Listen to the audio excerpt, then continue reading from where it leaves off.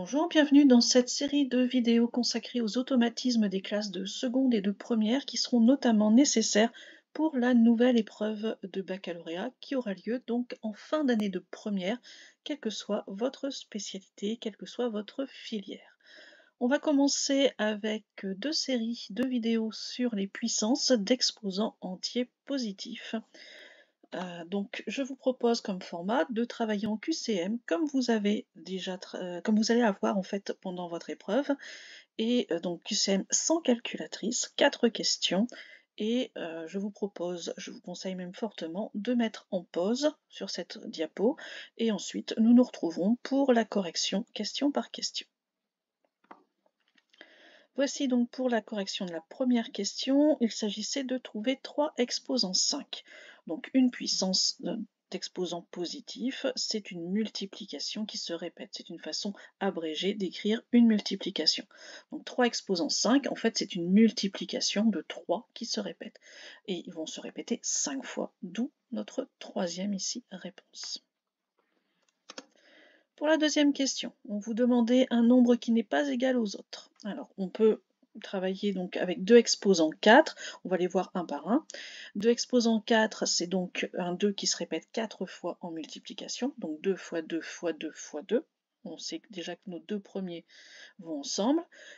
Et ensuite, est-ce que ça va faire 8? Est-ce que ça va faire 4 au carré? On va regarder.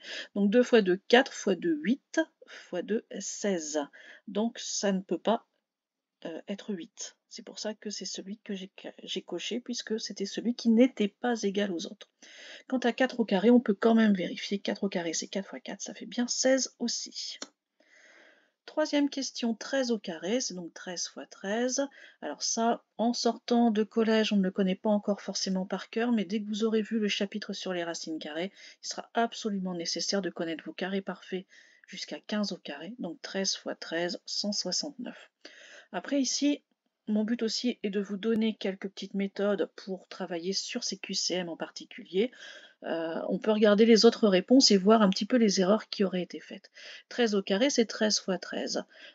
Donc la première réponse qui vous est proposée, 26, c'est pour ceux qui auraient tendance à faire 13 fois 2. Et ensuite, pour les deux autres, on peut se baser sur des carrés qu'on connaît déjà. Donc normalement, vous connaissez 10 fois 10, 10 au carré qui donne 100.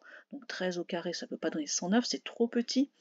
Et ici ensuite, pour 139, de la même façon, vous pouvez comme ça les deux proches en proche. 11 au carré, c'est 121. 12 au carré, c'est 144. Et 13 au carré, qui donneront donc 169.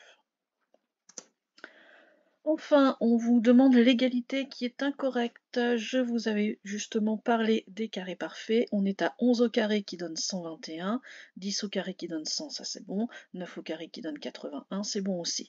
Bon, les deux derniers, vous les connaissez forcément.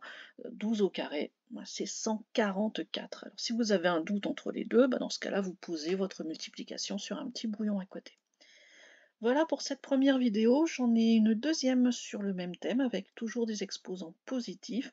Je vous conseille de la faire à la suite pour vérifier que ce que je vous ai donné ici comme information vous a été utile. Au revoir.